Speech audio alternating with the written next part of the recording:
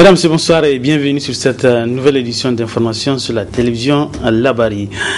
Aujourd'hui, nous sommes donc au 117e jour de détention des acteurs de la société civile engagés dans la lutte contre la loi de finances 2018, lancée par le cadre de concertation et d'action de la société civile depuis le début de l'année.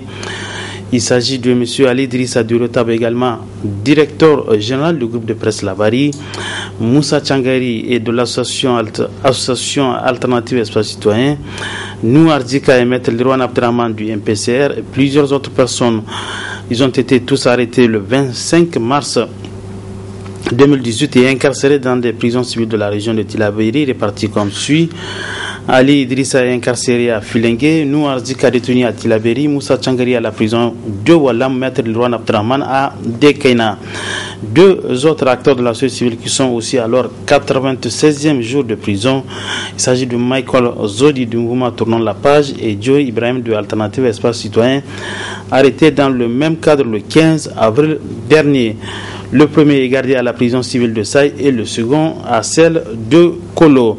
À Zender également, deux autres acteurs de la société civile, Yahya Badamassi de Alternative Espace Citoyen et Sadat Iliadam Malam du MPCR, continuent à garder prison pour leur détermination dans le combat contre la loi de finances 2018. Notons cette dernière interpellation dans les rangs de la société civile, c'est celle de Karim Tonko de l'UJDDH, membre du cadre de concertation et co-signataire de la manifestation du 15 avril dernier. Il est actuellement incarcéré à la prison civile de Niamey. Le procès de la première vague composé de Nouarzika, Ali Idrissa, Moussa Tchangari, Maître Lirwan Abdraman et les autres a eu lieu le mardi 10 juillet 2018 au tribunal de grande instance hors classe de Niamey et le délibéré est prévu, Inch'Allah, le 24 juillet prochain. 13 personnes tuées et 17 000 sinistrés, c'est le bilan à mi-parcours des inondations au Niger, publié par OCHA Niger dans son bulletin du 18 juillet 2018.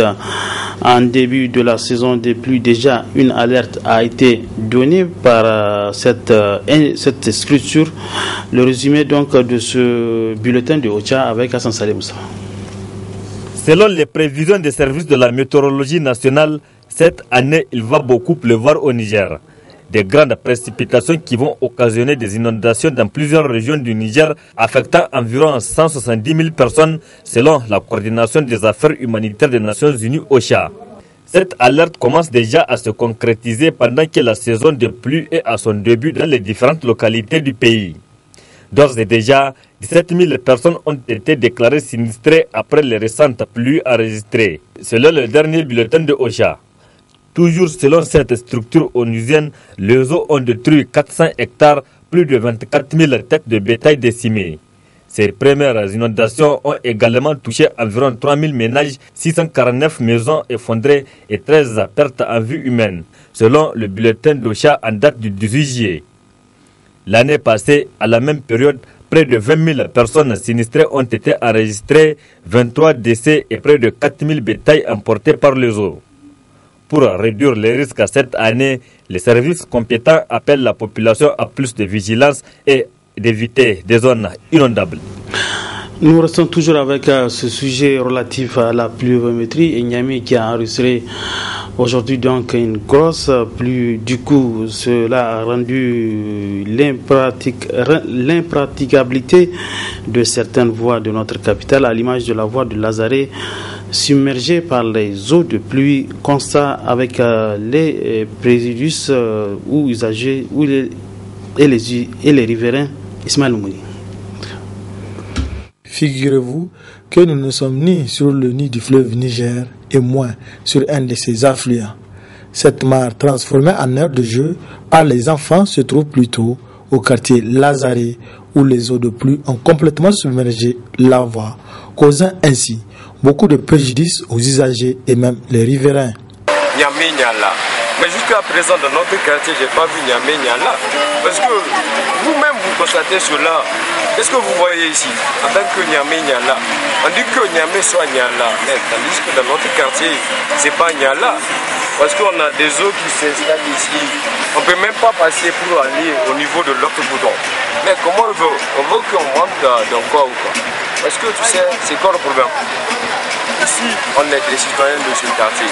On a besoin de l'emploi. Ça, c'est Niamey Tigé. Parce que vraiment, ça cause beaucoup d'inondations, beaucoup de maladies, beaucoup de choses. Pour passer, on ne sait pas comment on peut arrêter pour passer. Alors, maintenant, il faut des pirogues. Sinon, on ne peut même pas passer pour aller à la maison. Face à cette situation intenable, les riverains lancent ces cris de cœur. Mais je dis aux autorités du mairie n'ont qu'à ranger à penser aux gens du Lazare. Parce qu'on a besoin d'être libre. Parce que l'eau nous empêche d'être libre. Les maladies que l'eau là peut causer. La paludisme, la tuberculose. Il y a pas mal de maladie que l'eau peut constater. L'eau là, ça nous appelle nos enfants, nos mères, nos soeurs. Tu peux être contagié par la maladie du palu. Maintenant, tout le monde est poli. Avant de faire des goudrons, il faut commencer par faire des forces. L'argent là, c'est pas pour moi. Vraiment, c'est que je dis au gouvernement. S'il prend des choses, il a qu'à mener à des gens qui sont honnêtes. L'argent pour financer des bons et des bons sans oublier les capitaux. Après la pluie, c'est le beau temps, a-t-on coutume de dire, mais à Niamey, c'est le calvaire total, compte tenu de l'impraticabilité des voies. Malgré tous les tantamars autour du programme Niamey-Niala, la capitale est loin d'être coquette. Autre aspect de cette édition d'information, le comité ministériel de la Task Force présidentielle sur la monnaie unique de la CEDEAO tient depuis ce matin au Palais du Congrès sa 3e réunion, une réunion au cours de laquelle les participants vont examiner le rapport des travaux de la 7e réunion de la Task présidentielle, le compte rendu avec Hassan Saleh Moussa. Les pays membres de la CEDEAO s'activent pour la création de la monnaie unique de la communauté en 2020.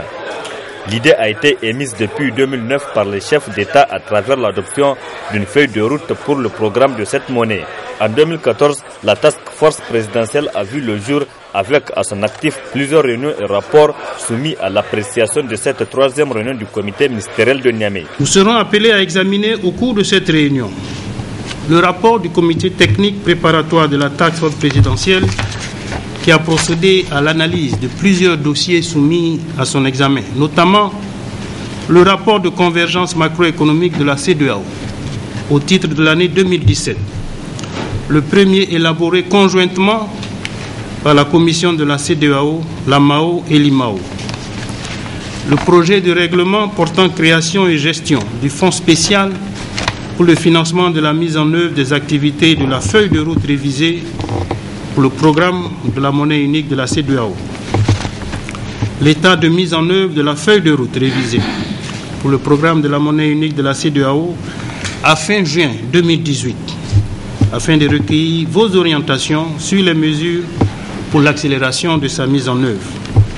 Enfin, le rapport final sur l'étude intitulée « La monnaie unique de la CEDEAO, évaluation des acquis et propositions de critères scénarios de passage à l'échéance 2020 » qui a été finalisé en prenant en compte les observations formulées par votre comité lors de sa session tenue en février 2018 à Accra. Ainsi, le comité technique a travaillé et il a pris d'importantes décisions. Adoption de l'approche graduelle vers la monnaie unique. Révision de la feuille de route élaborée en mai 2009. Recentrage et réduction des critères de convergence de 11 à 6. Élargissement de l'organe de pilotage du processus de la création de la monnaie unique au président du Nigeria et de la Côte d'Ivoire. Création d'un institut monétaire de la CEDEAO en 2018 pour fédérer et rationaliser les multiples institutions existantes. Adoption du principe de création d'un fonds de stabilisation. Adoption du principe de la fixation d'un taux de change irrévocable. Malgré les grandes avancées enregistrées, de nombreux défis restent encore à relever. En octobre 2013, le sommet des chefs d'État de Dakar a mandaté le président de la République du Niger, Issouf Mahamadou, et son homologue du Ghana pour superviser le processus. Un mot de santé dans ce journal. Notre reporter Nafissa Zakou s'est intéressé au paludisme en cette période d'hivernage. Suivons son reportage. La saison hivernale rime avec ses lots de maladies. C'est le cas du paludisme qui est une maladie parasitaire causée par la piqûre d'un moustique appelé anophèle femelle. Le palud, c'est une maladie en tout cas qui a de graves conséquences sur le plan de la santé, surtout publique, chez la population générale et surtout chez les couches vulnérables, je voulais dire les enfants et les femmes surtout enceintes. Donc c'est vraiment une des premières causes de morbidité, c'est-à-dire une des causes de maladies, des consultations dans nos centres de santé ici au Niger, mais aussi l'une des premières causes de décès, n'est-ce pas, dans notre pays. Comment prévenir et traiter le paludisme? Le premier aspect de la prévention, c'est l'utilisation de moustiquaires imprégnés d'insecticides à longue durée d'action, ce qu'on appelle le MILDA. Mais aussi l'autre aspect de la prévention, vous savez, comme vous l'avez dit, nous sommes en période hivernale. Qui dit période hivernale dit effectivement de l'eau qui se stagne par-ci, par-là.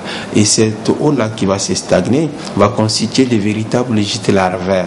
En fait, les gîtes larvaires, c'est un endroit où le moustique peut prendre leur œuf et développer effectivement d'autres moustiques et qui vont se proliférer dans la nature. Alors il faut combattre effectivement le développement de ces moustiques-là en détruisant les gîtes larvaires. Ce que la population doit retenir, dès que vous sentez un malaise, les gens connaissent évidemment la symptomatologie du paludisme, c'est des sensations fébriles, c'est des maux de tête, c'est des courbatures, c'est des myalgies, c'est des fatigues. Ce que vous ressentez ça, rendez-vous, vous allez vous rendre dans les centres de santé les plus proches. Il y a des instruments de laboratoire ou des tests de diagnostic rapide qui permettront à l'agent de santé de vérifier si réellement vous avez les palud. Il y a le traitement qui est efficace et qui est disponible dans toutes nos formations sanitaires.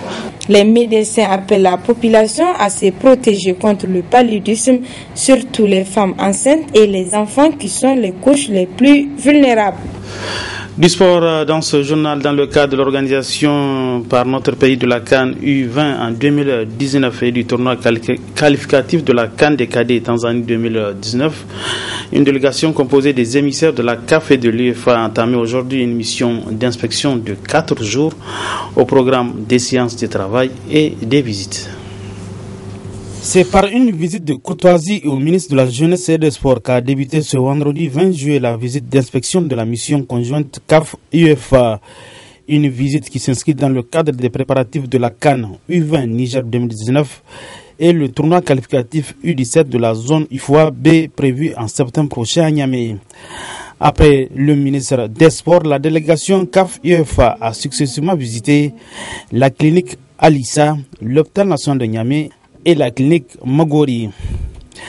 À chaque étape, les émissaires de la CAF et de l'UEFA ont été édifiés sur les capacités techniques de ces centres hospitaliers pour effectuer des examens sur l'IRM et autres. C'est une visite couplée pour les infrastructures sportives, hôtelières et aussi les infrastructures sanitaires. Comme vous l'avez vu, on a fini avec les cliniques et l'hôpital national. On a vu qu'il restait un peu de temps, donc on a réaménagé un peu le programme pour pouvoir faire la visite, démarrer la visite des hôtels. Ce qui nous a conduit aujourd'hui à l'hôtel Daoué avec la mission pour visiter ce qu'on vient de faire. Et normalement demain on entame avec les infrastructures sportives à Niamey. Jusque là, so far so good comme disent les Anglais, jusque là tout est bon, ils sont satisfaits de ce qu'ils ont vu. Bon, il faut dire aussi qu'on a l'avantage, on a eu organisé une 17 en 2015 et celle qui conduit la délégation aujourd'hui, elle était de l'inspection de 2017, donc elle connaît bien cet hôtel, elle connaît bien le stade Seyni Boudié qu'on va visiter demain. Donc on pense que, en tout cas jusqu'à présent, ils sont satisfaits. L'hôtel Gawé de Niamey a constitué la dernière étape de cette journée du vendredi de la mission d'inspection CAF-UEFA. Cette mission, qui durera jusqu'au 24 juillet 2018, sera couronnée par une réunion de synthèse avec les autorités en charge du sport. Ainsi prend fin cette édition d'information. Mesdames, Messieurs, merci à vous de l'avoir suivi. Restez toujours en compagnie des programmes de la télévision Labari. Bon week-end à tous, bonsoir.